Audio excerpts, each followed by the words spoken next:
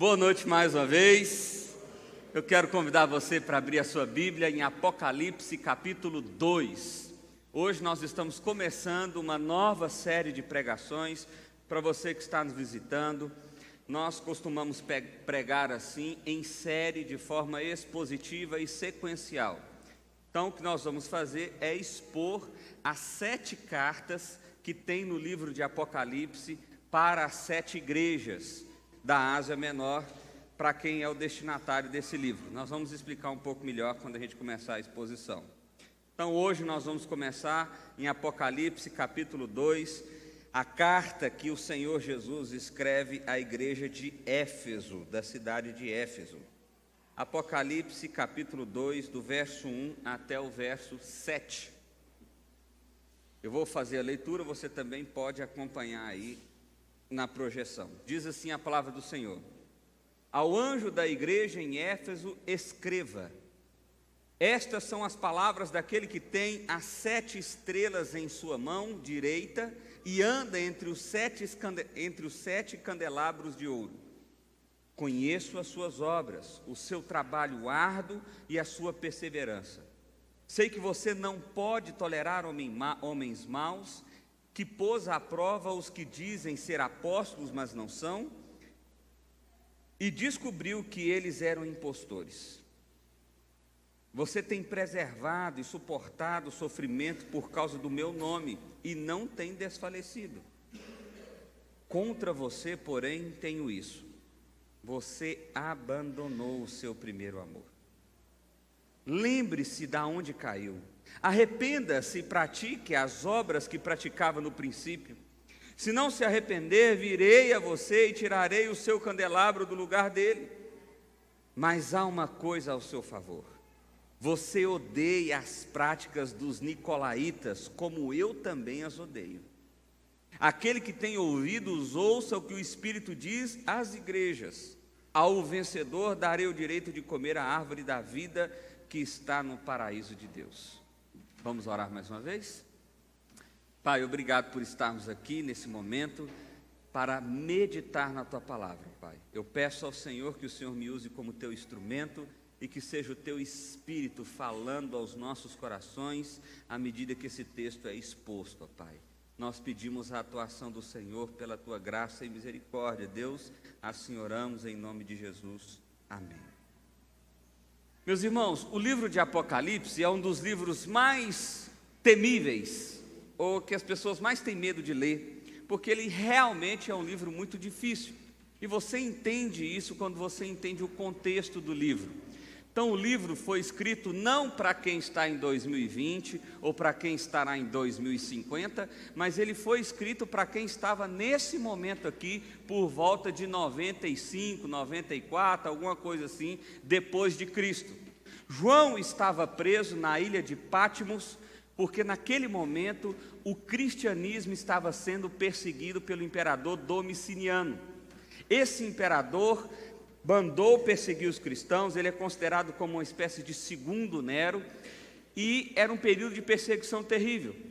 João estava preso, era o último dos apóstolos vivos, e naquela circunstância Jesus aparece para ele, abre os céus e dá uma grande revelação do que iria acontecer naquele momento e na eternidade. De forma específica, João escreve às 7 igrejas da Ásia Menor, igrejas essas que nós vamos ver uma a uma aqui, de maneira mais específica. Se você voltar aí no capítulo 1, do verso 4 até o verso 7, diz assim a palavra do Senhor: João, às 7 igrejas da província da Ásia, a vocês graça e paz da parte daquele que é, que era e que há de vir, dos 7 Espíritos que estão diante do seu trono, e de Jesus Cristo, que é a testemunha fiel, o primogênito dentre os mortos e o soberano do Rei das terras. Ele nos ama e nos libertou dos nossos pecados por meio do seu sangue e nos constituiu reino e sacerdotes para servir ao seu Deus e Pai. A Ele seja a glória e poder para todos sempre. Amém. Está dando uma microfonia aí, gente, eu não sei quem é que está com um negócio aí. Abaixa alguma coisa. As igrejas, aquele mapa ali, ajuda só você a identificar. Hoje seria o que é a Turquia, a igreja de Éfeso, a cidade de Éfeso, fica onde seria hoje a Turquia. O que está acontecendo aqui, meus irmãos? João está escrevendo essa carta, então, de maneira geral, o livro todo de Apocalipse, destinando esse livro às 7 igrejas, e antes que ele entregue toda a revelação daquilo que Jesus está revelando a ele, tem uma mensagem direta para cada igreja, e são essas mensagens diretas que nós vamos estudar ou meditar nesse domingo e nos próximos.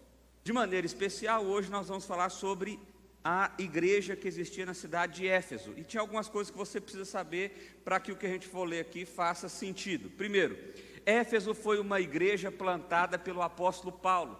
Paulo ficou lá por aproximadamente 3 anos. É o lugar onde ele ficou mais tempo. Então você imagina, Paulo chegou, plantou uma igreja, essa igreja cresceu e Paulo acompanhou aquele pessoal por mais ou menos 3 anos. Depois que Paulo vai embora, ele deixa Timóteo no lugar dele. Quando a gente lê aquela primeira carta de Timóteo, segunda carta de Timóteo, Timóteo estava pastoreando essa igreja. Depois Timóteo vai embora e o pastor dessa igreja é o apóstolo João. Até que João é preso e está preso. Então essa igreja foi pastoreada por bons pastores, foi ou não foi? Só gente top. Paulo, Timóteo, o pupilo de Paulo, e João, fera, só gente fera. E o contexto dessa cidade é o seguinte: quando Paulo chega lá e começa a pregar o evangelho, há um grande rebuliço na cidade de Éfeso. Éfeso era a cidade mais importante daquela região da Ásia Menor. Era a maior cidade, cerca de 300 mil habitantes. Pensando nisso há 2000 anos atrás, acredite, é uma grande, enorme cidade.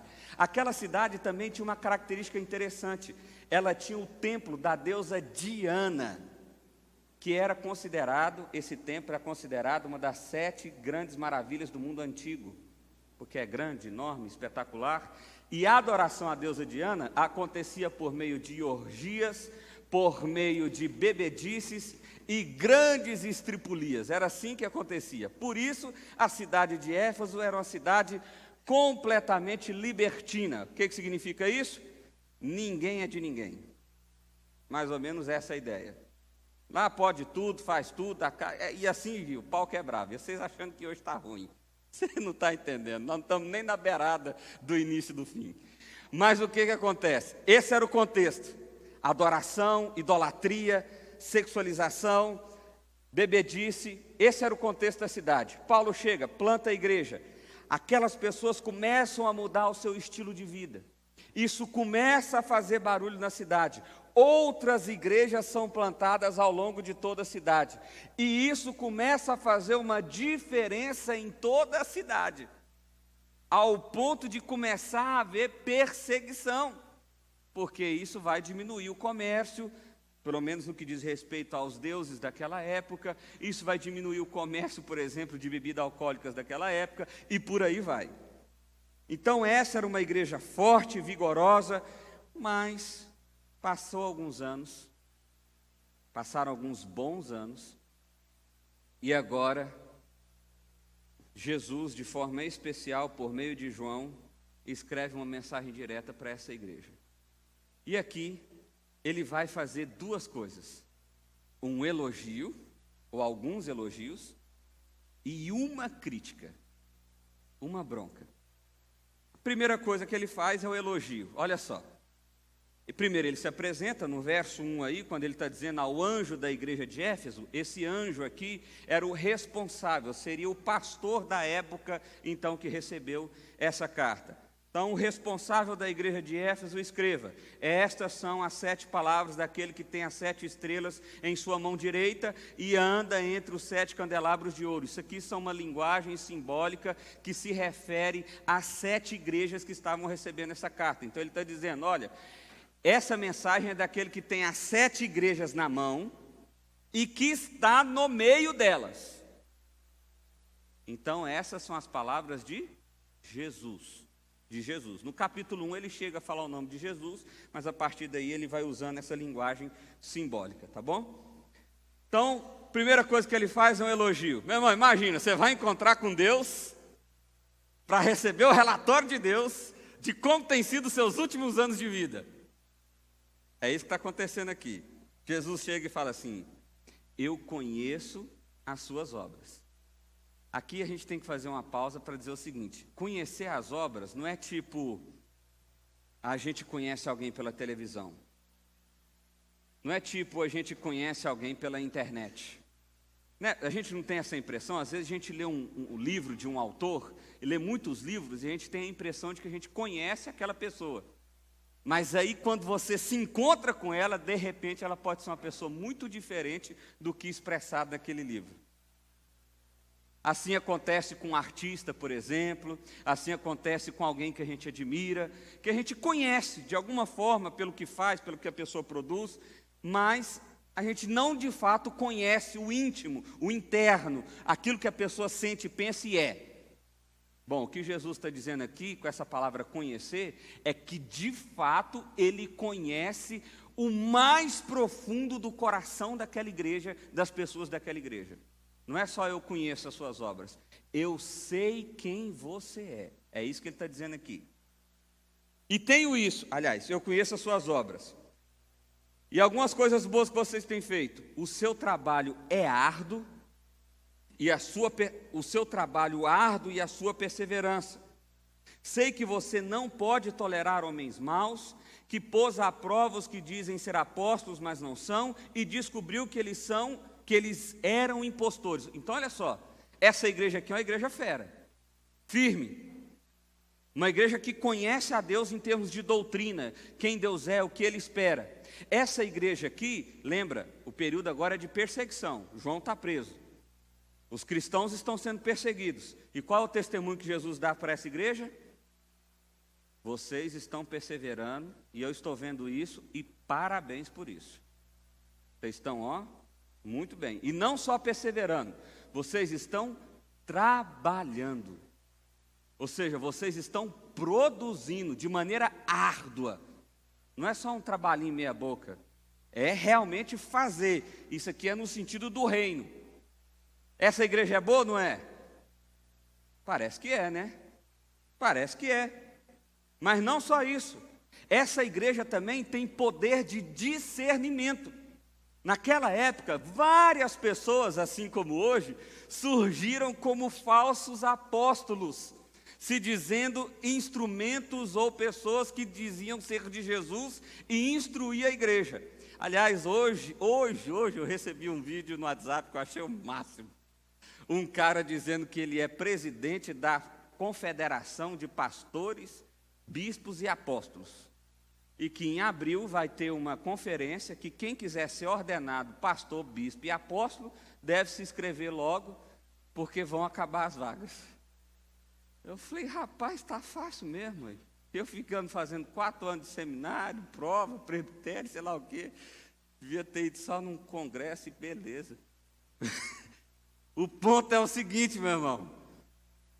Essa igreja aqui sabia discernir o discurso de quem dizia ser de Jesus para quem não era de fato de Jesus. Eles sabiam discernir isso. E eles não toleravam essas pessoas más. Eles não toleravam. Eles punham à prova. Ah, você é de Deus mesmo? É. Então, deixa eu te explicar um negócio aqui. O que você está falando aí, aliás, deixa eu contar uma história, eu já contei essa história, mas eu acho ela fantástica. Quando a gente vai ler o livro de Apocalipse todo, não só o livro de Apocalipse, mas outros textos da Bíblia, você vai observar o seguinte, presta atenção nisso para você não assustar, tá bom? As pessoas morrem e imediatamente vão para o céu ou para o inferno, ou um lugar que nós chamamos de inferno, beleza? Tranquilo até aí? Não te assustei ainda não, né? Legal. Mas lá depois do juízo final, no fim, acabou tudo, Jesus veio, destruiu, julgou, aquele negócio todo, as pessoas vão ser conduzidas para a vida eterna, que não é esse céu que as pessoas vão hoje, vai ser aqui na terra, essa terra vai ser restaurada e a gente vai morar aqui, e as pessoas vão ser conduzidas para o lago de enxofre, que de fato é o inferno eterno. Então, no inferno mesmo, não tem ninguém ainda. O que tem é uma espécie de pré-inferno. Tipo isso assim. É ruim, sofre muito, é difícil demais, mas depois vai ser pior. Beleza? Tranquilo? Deu para acomodar isso? Eu preciso contar, você tem que saber disso para que a história que eu vou contar faça sentido. Beleza. Certa feita, aqui em Séries, eu morava aqui em Séries, o irmão me ligou e falou assim: pastor, põe aí na Luciana Gimenez. Aí, onde é que é isso? É no canal X, tal, pus. Aí estou assistindo lá, tinha uma mulher, se dizia a pastora, e ela teve uma visão do inferno. E aí estava sendo aquela entrevista top, né? O programa lá sempre tem umas entrevistas assim, cabeça. E aí estava tendo lá as entrevistas, e a pergunta era: e aí, como é que foi o inferno? Ah, Jesus veio, e ele me pegou no sonho, me carregou, e a gente desceu para dentro da terra. E desceu, e nossa, eu achei que não tinha fim. E aí chegou num lugar e tinha umas celas assim, e era como larva, era como fogo, um lugar quente. E o que você viu nessas celas? Não, tinha umas placas em cima assim: não dizimista, falsos pastores, homossexuais, não sei o que lá. E ela não está falando isso. Eu falei: caraca, não é possível, tem que ter alguém decente no programa. E tinha uma série de pessoas lá discutindo. E tinha um cara que eles chamaram de teólogo. Não sei se era pastor, não sei o que o cara era, mas era um teólogo. E esse cara fez essa explicação que eu acabei de falar para vocês. Olha, deixa eu te perguntar um negócio. Você disse que foi no inferno, que você viu o inferno, que tinha umas celas e tinha até os quadrinhos lá de quem é que estava lá. Mas deixa eu te perguntar um negócio. A Bíblia fala que o inferno, o lago de enxofre, ainda vai existir. Não tem ninguém lá ainda. Então, se você viu as pessoas condenadas no inferno... Ah, detalhe, uma coisa importante que eu esqueci de falar. Ela disse que os demônios estavam administrando, tipo os carcereiros do negócio, lá eram os demônios. Aí ele falou: e o Satanás, a Bíblia diz, que vai ser lançada nesse lago de enxofre. De forma que agora ele não está no inferno, ele está aqui junto com nós. Aqui não, está para lá sim, mas está aqui. Vai estar por aqui. Então no inferno só tem gente que morre negando a Cristo, ou não entendendo o Evangelho, intencionalmente rejeitando a Cristo. Beleza? Joia. Mas é um inferno ainda provisório. Aí o cara explicou isso, deu as referências bíblicas, tal, não sei o quê, e perguntou. E aí a Luciana Gimenez virou e perguntou assim: e aí, o que você pode falar sobre isso? Aí ela respondeu: bom, eu não sei falar nada sobre isso, eu só estou aqui para contar a minha experiência. Eu falei: graças a Deus tinha um teólogo nesse trem. Mas e a quantidade de programas, e a quantidade de discurso, e a quantidade de vezes que a gente ouve alguém e de repente não tem o discernimento necessário para saber se a pessoa é ou não um falso mestre. Por exemplo, na escola dominical a gente estava conversando aqui. Essa semana surgiu uma polêmica aí, talvez você tenha recebido esse vídeo, de um cara chamado Vitor Azevedo, e ele dizendo que ele se sente como Jesus, que ele não se sente menor do que Jesus, que ele se sente do mesmo tamanho que Jesus. Rapaz, esse cara é fera mesmo, que eu me sinto um lixo perto de Jesus. Jesus é tão santo, tão glorioso, Rei dos reis, Criador de todas as coisas. Como é que eu vou me sentir parecido com ele? Mas tem um monte de gente ouvindo um cara desse. Por que eu estou destacando essas coisas, gente? Porque essa igreja aqui tinha uma característica muito positiva, num contexto muito parecido com o nosso.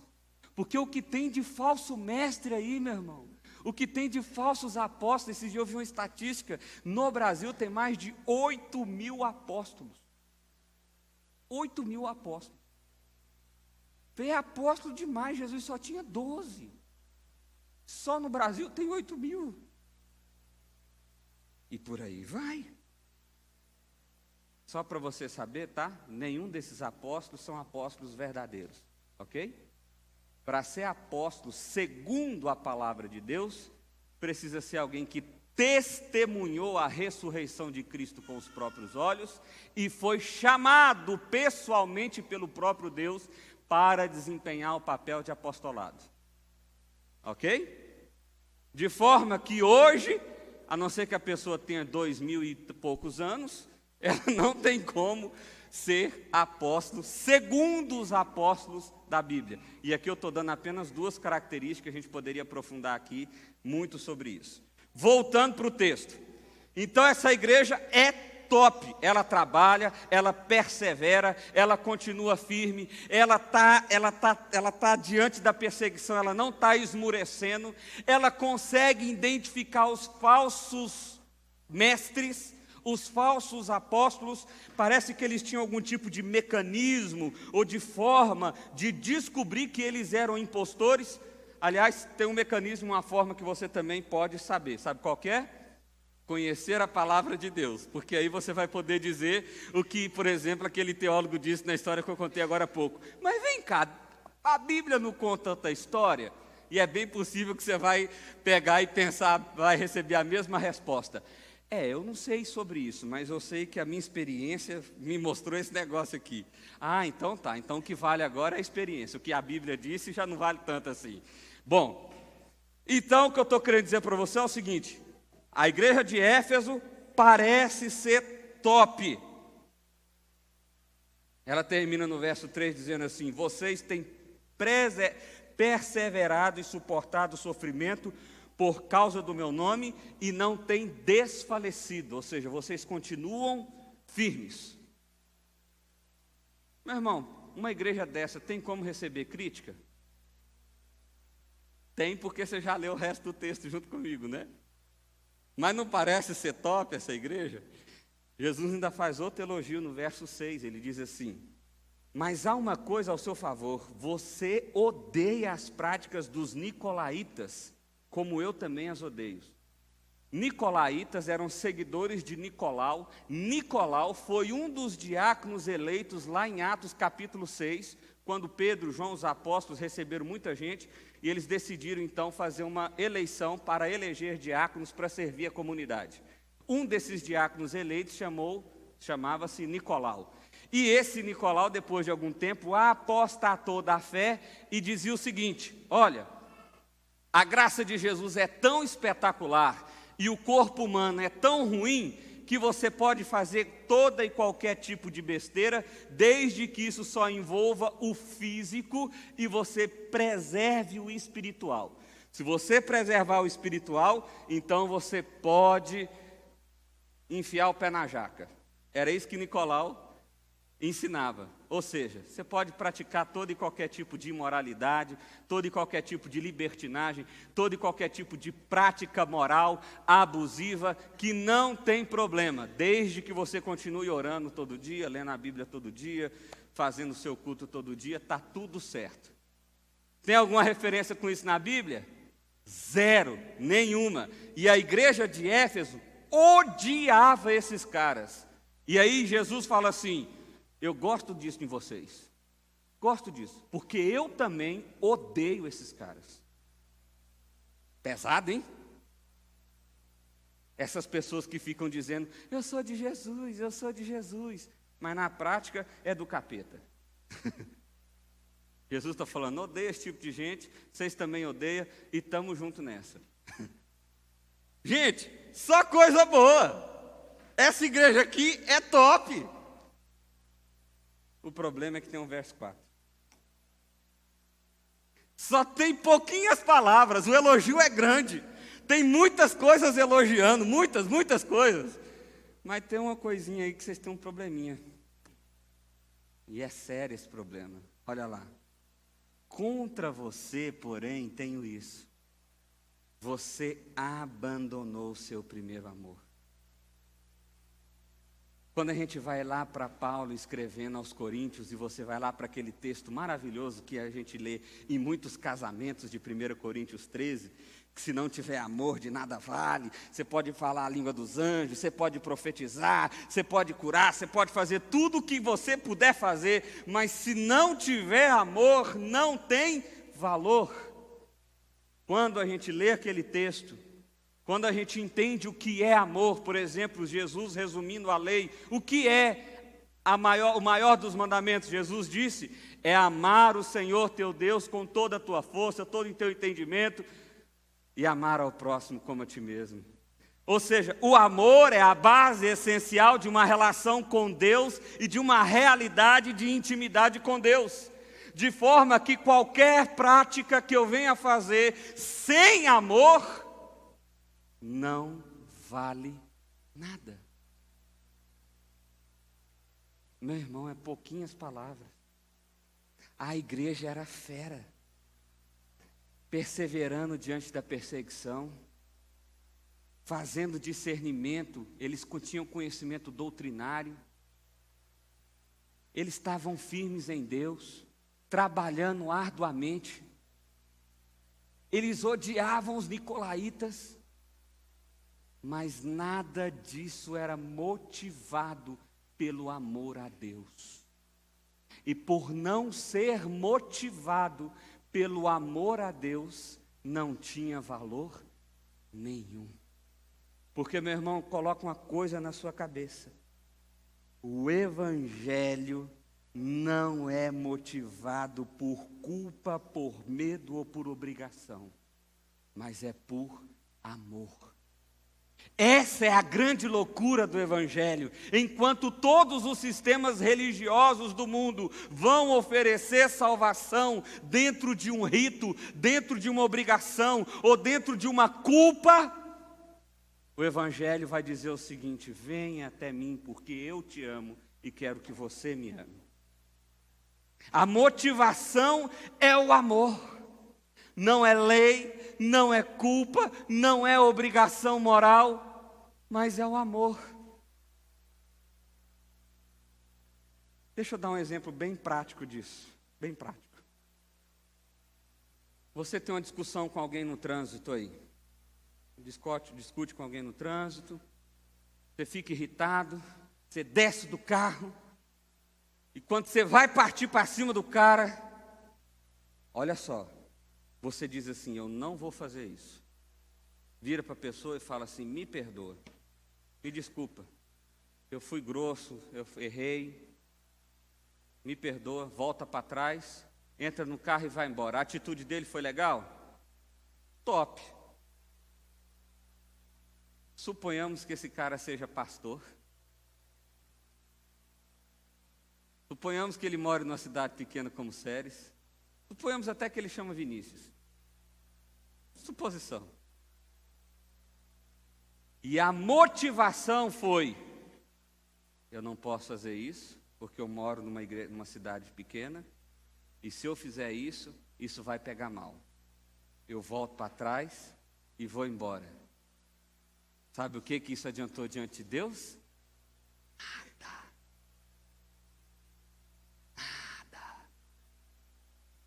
Nada. Agora, eu não vou fazer isso porque eu amo ao meu Senhor e eu não quero envergonhar o nome do meu Senhor. Então eu volto para trás e vou. Percebe que só esse conhecer de Deus, só quem conhece como Deus conhece, tem condições de fazer essa avaliação que Deus está fazendo aqui, meu irmão? Porque na atitude, no exterior, pode ser que você esteja agindo de forma correta, pode ser que as suas decisões estejam sendo corretas, mas se a motivação das suas decisões, das suas atitudes, não é o amor a Deus, ela não tem valor nenhum para Deus. E só aquele que sonda e conhece corações, só aquele que vê o íntimo da nossa alma, o profundo do nosso ser, que conhece de fato mais do que a nós mesmos, tem condições de dizer: eu tenho algo contra você. Você esqueceu o seu primeiro amor. A motivação do seu coração não é mais o amor. E você precisa voltar, porque ele vai dizer daqui a pouco. Mas eu comecei a pensar, o que nos faz perder esse primeiro amor? O que nos faz? E aí eu elenquei algumas coisas aí, olha só.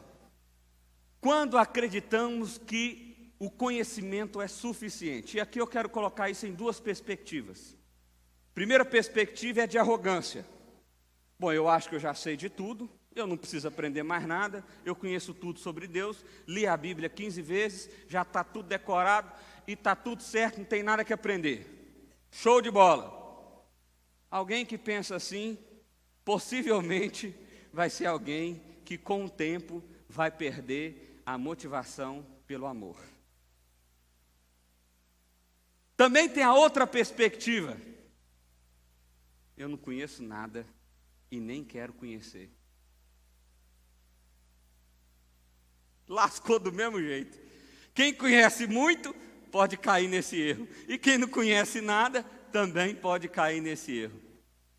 Segundo motivo, quando acreditamos que podemos julgar o outro e não a nós. Porque olha só, essa igreja aqui era boa para perceber que tinha um falso profeta ali. Ela era boa para discernir que aquele era um falso apóstolo. Mas ela não era boa o suficiente para discernir que o seu coração não era motivado pelo amor.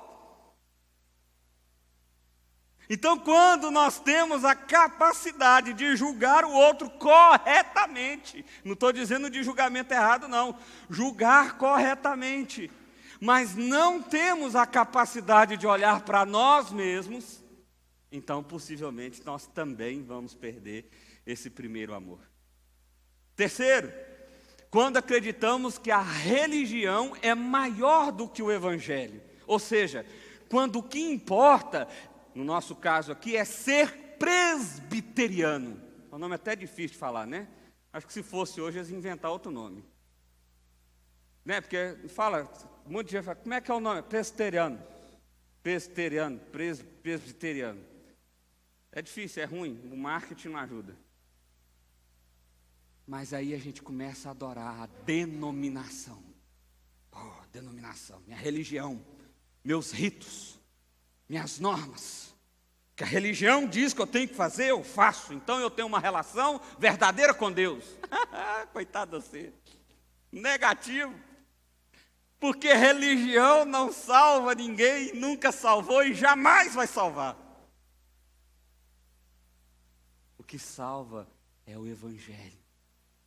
O evangelho baseado em amor, em graça, não baseado em normas, culpa ou obrigações. A motivação do meu agir é sempre o amor. Deixa eu dar um exemplozinho rapidinho aqui. Um tempo atrás eu fiz uma afirmação numa pregação aqui, dizendo o seguinte: dízimo não é obrigação. Isso chocou uma galera, e talvez você está ouvindo isso pela primeira vez e deve estar te chocando também. Pergunta: eu sou alguém que participo do reino de Deus. Esse alguém deve ser alguém que participa também financeiramente? Com toda a certeza do mundo. Mas qual é a motivação? O amor. O amor. Não é obrigação, não é a norma. Isso é tão real que Paulo, quando vai orientar a igreja de Corinto, ele diz o seguinte: se for por obrigação, amigão, não faça, porque isso é algo que você tem que dar com alegria. Você tem que entender que é privilégio meu e seu participar do reino, expandir o reino. E o que motiva é o amor. É o amor. Se for obrigação, não existe relacionamento sincero baseado em obrigação, meu amigo. Como é que você vai falar para Deus: Deus, cumprir seus requisitos aqui, 1, 2, 3, 4, 5, e agora? Deus vai falar assim: e agora? Isso aí não vale nada. Porque se nada disso foi feito por amor, nada disso tem valor. Porque não são normas nem obrigações que faz com que eu e você se relacione. Eu amei você antes da fundação do mundo. É que o Paulo diz lá em Efésios capítulo 1. Quarto, quando acreditamos que a forma é mais importante do que a essência. Por exemplo, eu preciso fazer oração sempre assim. Aí você cria uma forma, seu método. É ajoelhado, é em pé, é sempre num canto, é sempre no horário. E aí quando aquela forma não dá certo, você acha que está tudo jogado por água abaixo. Quando acreditamos que a forma é mais importante do que a essência, a nossa tendência é abandonar o primeiro amor e amar mais a forma.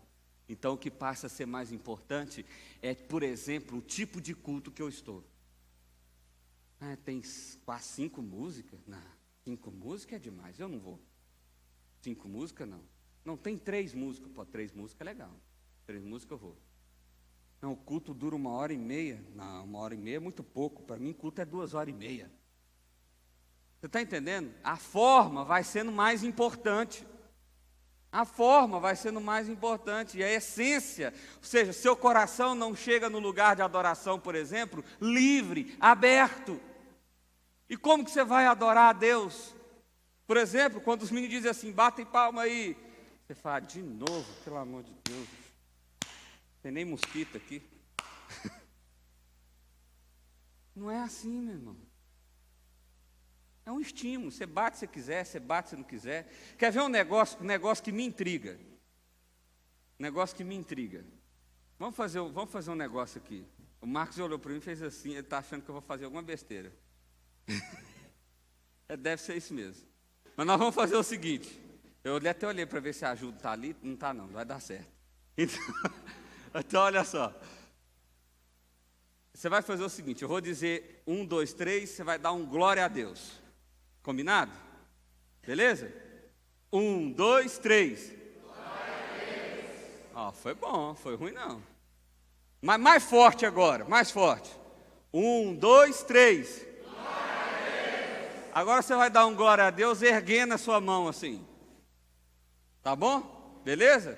Combinado? Então vai lá. 1, 2, 3. Glória a Deus. A mão parece que glória a Deus. De novo, vai dar certo. Você estica aí que vai. Vamos lá. 1, 2, 3. Glória a Deus. Legal. Sabe o que significa? Nada. Mas sabe por que eu estou fazendo isso aqui? Várias vezes, alguma pessoa, por exemplo, saiu do culto e falou, pastor, que culto bom. Mas me deu uma vontade de dar um glória a Deus lá na hora. Eu falei, por que você não fez isso? Aí eu fiquei meio sem graça, assim, né? Não sei se pode assim, né? Então, assim, se você já pensou isso alguma vez na sua vida, você acabou de saber que pode. Inclusive, a pregação foi interrompida por isso. Combinado? Glória a Deus. Amém. Pode falar aleluia também, viu? Serve também, tá? Fica tranquilo, relaxa seu coração aí. Relaxa seu coração. Quando que eu não posso fazer essas coisas? Quando a motivação não é o amor, mas é a forma. Porque aí é o que a gente acaba tendo o inverso em, de repente, outras realidades de igreja. A pessoa não está nem aí, mas aí dá um berro de caldo. Uhul! Glória a Deus! Ai, aleluia! E a pessoa, pai, por que você deu glória? Ixi, eu nem sei não, mas o trem aqui está pegando fogo. O trem aqui está. Meu irmão, a essência deixou de ser considerada. O amor deixou de ser a motivação.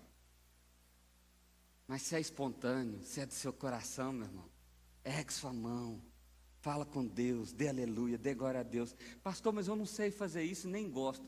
Top! Você também não precisa. Show de bola! Não tem problema. O que não pode é a forma ser mais importante do que a essência. Por último, quando acreditamos que o trabalho substitui o amor. Essa igreja trabalhava arduamente, ou seja, era coisa de sofrer na pele. Significa que provavelmente eles eram uma igreja superativa, cheia de situações, de ações e etc. Mas não era motivado pelo amor.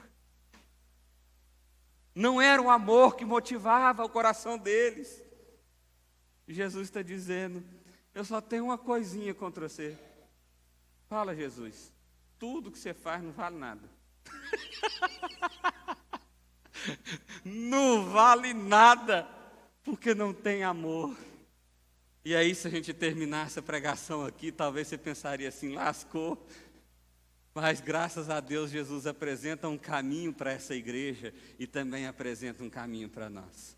Olha o que ele diz: lembre-se de onde caiu. Qual foi o momento, meu irmão? Começa a voltar na sua história. Onde foi que eu parei? Onde foi que não foi mais o amor que me motivou? Onde foi que a forma passou a ser mais importante? Onde foi que a religião passou a ser mais importante? Onde foi? Volta, dá um passo para trás, 2, 10, 15, quantos você precisar. Jesus está dizendo: volta, dá tempo, tem jeito, volta. Lembra da onde foi e recomeça. Arrependa-se das práticas e obras que praticava. Aliás, arrependa-se e pratique as obras que praticava no princípio. Porque no princípio a cidade de Éfeso foi impactada. A realidade da cidade foi mexida. Porque aquele grupo, ainda que pequeno, era motivado pelo amor, e o amor de Deus transformou verdadeiramente aquelas pessoas, e estava começando a impactar aquela cidade. A prova de que não temos amado a Deus, e quando eu digo não temos, eu estou falando do mundo evangélico brasileiro, é o fato de que nós podemos fazer um evento que enche 3 estádios, mas nós não vemos transformação social nem mesmo num bairro. Porque a motivação não é o amor. Não é o amor. Quisera eu, meu irmão, ver de fato, eu creio que ainda vou ver, uma transformação social, de impacto. Não estou dizendo de uma cidade passar a ser uma cidade toda evangélica. Não, não é isso não. Mas é as pessoas que amam a Deus, amarem tanto a Deus, de forma que elas impactam a sociedade com o seu comportamento. Elas não fazem por forma, elas não fazem por obrigação, elas não fazem por causa da religião, mas elas fazem por amor a Deus. Por amor a Deus. Volta, arrepende e recomeça. Parte daquele lugar. De repente você está aqui e você já viveu essa experiência com Deus e você deve estar pensando assim: rapaz, eu realmente há 10 anos atrás não tinha para ninguém. Pensa num cara que amava Jesus. Pensa num cara que fazia tudo por Jesus. Mas o tempo foi passando, tem um monte de gente que não presta na igreja, decepcionei com 25 mil pastores, esse negócio, a sociedade está toda acabada mesmo, e não sei o que, e aí eu fui desanimando. Jesus está dizendo para você: volta. Para de caminhar nessa direção e volta. Volta. Porque os passos foram dados por você, não foi por outra pessoa. Não adianta você culpar a sociedade, as circunstâncias, os contextos, aquilo que te cercou. Não adianta. Volta, dá um passo para trás e recomeça novamente. Porque tem chance ainda. É possível. E aí Jesus termina com a advertência. É só para dar uma cutucada na alma da gente, porque ele diz assim: aquele que tem ouvidos, ouça o que o Espírito diz às igrejas. Ao vencedor darei o direito de comer a árvore da vida que está no paraíso de Deus. Glória a Deus. Glória a Deus. Amém. Aleluias. Porque nós temos a certeza da vitória em Cristo. por Cristo. Por Cristo. O que fazer então? O que fazer? Primeiro, saiba que Deus conhece todas as suas obras e se importa com elas. Saiba que Deus te conhece. Mas assim, meu irmão, não é conhece a sua fotografia, não é conhece a sua filmagem, não. Ele conhece o íntimo, o profundo, o interno. Ele te conhece de verdade, ele te conhece mais do que você mesmo. Ele te conhece. Segundo, Deus conhece as suas lutas, a sua história e a sua perseverança. Jesus elogia eles por isso, vocês estão fazendo bem. E se Deus estivesse aqui falando da sua história, possivelmente Ele teria coisas a elogiar para você. Dizer, parabéns, foi legal quando você persistiu. Foi legal quando você não desistiu desse casamento. Foi legal quando você lutou pela sua família. Foi legal quando você perseverou na sua vida devocional. Foi legal quando você estava ali. E aí talvez Ele ia levantar um ponto aqui, outro acolá. Não sei se seria o amor, talvez a sua causa seja diferente, talvez o seu motivo seja diferente, mas Ele está vendo, sondando, conhecendo, sabendo de tudo da sua vida. Terceiro, o desafio de Deus é para que tenhamos um relacionamento profundo e real com Ele. Sabe, não é um relacionamento que ele é intermediado por uma igreja, por um pastor ou por uma pessoa. Essas pessoas, ou esses são instrumentos de Deus de bênção para a sua vida, meu irmão. Essa igreja aqui é para ser bênção na sua vida, para que você possa desenvolver um relacionamento profundo e real com Ele. Mas essa igreja não vai intermediar o seu relacionamento com Deus. Esse pastor aqui, menos ainda. Não vai. Nós queremos ser apenas um facilitador desse processo. Essa é a nossa função. É para isso que nós somos chamados a fazer. E todo cristão tem essa função. Todo cristão tem esse chamado. De ser um instrumento de bênção na vida do outro. Para facilitar um relacionamento profundo e real com o outro. Quarto, como voltar ao primeiro amor então? Não, pastor, legal, é isso aí mesmo, tem 5 anos que eu chutei o balde, beleza, e aí, o que eu faço agora? Primeira coisa que você precisa é ter a disposição e a motivação certa.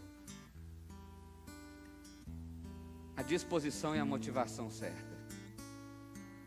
Vá na direção do Senhor. Como você faz isso, meu irmão? Orando, tendo uma vida devocional. Tira um momento diário, ou se você não conseguir diário, de tantas vezes, regular por semana, onde você vai ler a Bíblia, vai falar com Deus, vai adorar a Deus, vai colocar as suas angústias diante dEle, vai conversar com Ele, se relacionar com Ele, participando da vida comunitária, da igreja visível de Deus, do corpo de Deus que é a igreja. São pelo menos 3, 4 formas de você ir na direção do Senhor, de você voltar ao seu primeiro amor. Quinto, volte para o lugar que você caiu e recomece. É possível. Meu irmão, eu quero dizer isso com toda a convicção do meu coração. É possível. Pastor, mas eu acho que eu nunca amei a Deus desse jeito. É possível você amar Ele hoje. É possível você começar a sua caminhada hoje. E se você tem caminhado e se perdeu ao longo do tempo, ao longo do caminho, é possível você voltar e recomeçar. É possível. E por último, arrependa-se dos seus maus caminhos e viva uma relação íntima com Deus. Viva uma relação íntima com Deus. Eu quero ler essa última frase. Queria que você louvasse a Deus conosco. Essa frase diz assim: é fácil nos afastarmos do Senhor, Mas eu queria dizer para você que graças a Cristo Jesus é fácil para você recomeçar. É fácil. É fácil. É a disposição e a motivação certa. Não é por rito religioso, não é por obrigação, nem por medo do inferno, mas é pelo desejo enorme de abraçar a Deus na eternidade. Volte o seu coração para o Senhor e não perca mais tempo. Não perca mais tempo. Vinição vai cantar uma música que é essa música desse texto. O autor, possivelmente impactado por esse texto, falou: eu preciso voltar ao meu primeiro amor, eu preciso recomeçar, eu preciso ir de novo. Enquanto ele canta, eu queria que você fechasse os seus olhos, que você refletisse sobre tudo que você ouviu aqui hoje e começasse a pensar: quais são os passos que eu preciso dar? O que efetivamente eu posso fazer para mudar a minha situação hoje?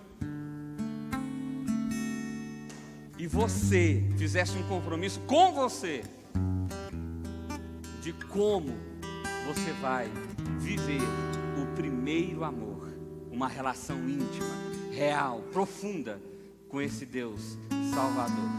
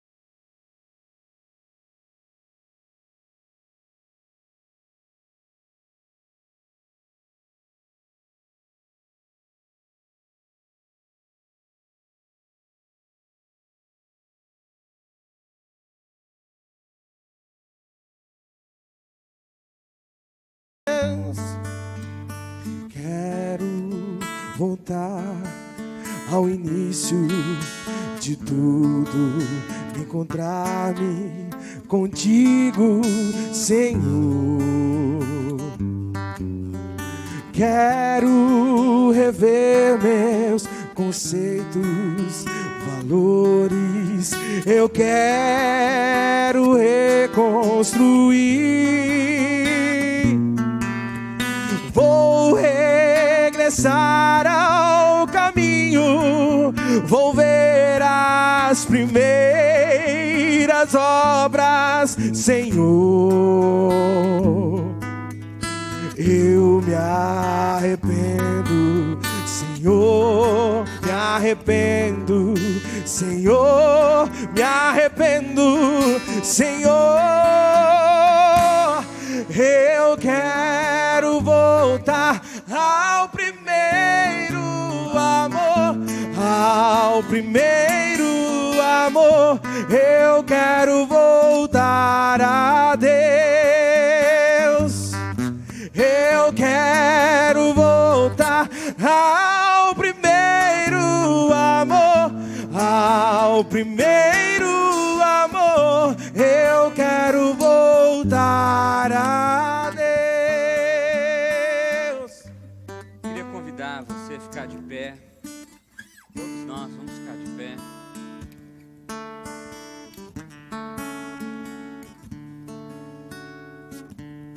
Eu quero fazer uma oração. Não quero que você saia do seu lugar, não quero que você se manifeste, porque esse não é um compromisso que você faz com outra pessoa que não seja Jesus. E ainda que você possa agir externamente de forma correta, a gente aprendeu hoje que só com a motivação do amor é que isso é real. Então, se o seu coração está motivado pelo amor a Deus, para se relacionar em Deus e com Deus, eu quero que você faça esse compromisso com você. E aonde você está? Eu vou orar daqui e nós vamos voltar então, se for o caso, ao primeiro amor. Se não for o caso, nós vamos começar com o primeiro amor e jamais iremos para o segundo. Andando com Ele, se relacionando com Ele, vivendo nele por toda a nossa vida até a eternidade. Feche seus olhos, vamos orar. Pai, eu quero colocar a vida de todos aqueles aqui nessa noite, nessa hora, Pai, que estão decidindo dar um passo para trás, que estão decidindo voltar lá onde eles caíram, lá onde o amor se perverteu, lá onde a motivação se tornou outra, e recomeçar, Pai. Dar os passos novamente, mas agora com a motivação certa, com o destino certo, de mãos dadas com o Senhor, Pai. Nós queremos te louvar, Deus, pela oportunidade espetacular que o Senhor nos dá de nessa noite, podemos recomeçar. Podermos refazer o caminho que fizemos de forma tão errada. Pai, em nome de Jesus, seja testemunha de cada um que faz um compromisso com o Senhor nessa hora. Que em nome de Jesus, o Teu Espírito Santo, ó Deus, os faça lembrar de que hoje é um recomeço, um renascimento, pelo poder do Espírito Santo do Senhor. Não nos permita mais, ó Deus, caminhar em outra direção, motivado por outra coisa que não seja o amor no Senhor para o Senhor. Que em nome de Jesus, Deus, o Teu Espírito nos transforme, nos desafie dia a dia, para vivermos de fato esse relacionamento profundo e íntimo contigo. Eu coloco a vida de cada um aqui diante do Senhor, ó Pai, e peço ao Senhor, cele esse compromisso, derrama graça e bênção, força e sobretudo amor do Senhor sobre nós, ó Pai. É a oração que fazemos a Ti, em nome de Jesus. Amém, amém, amém. Glória a Deus, meu irmão. Pode se assentar.